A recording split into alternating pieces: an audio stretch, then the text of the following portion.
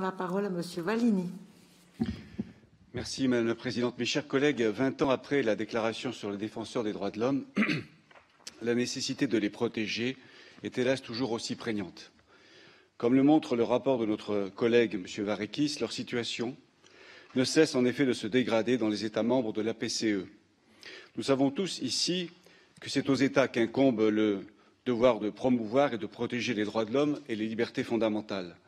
Or, l'actualité de ces dernières années, de ces derniers mois en particulier, montre que ce devoir est négligé, oublié, pour ne pas dire trahi, par des gouvernements de pays membres de notre Assemblée. Je pense notamment à ces pays qui emprisonnent les opposants, ces pays qui discriminent les minorités, ces pays qui mettent les juges sous contrôle, les journalistes sous pression et les avocats sous surveillance.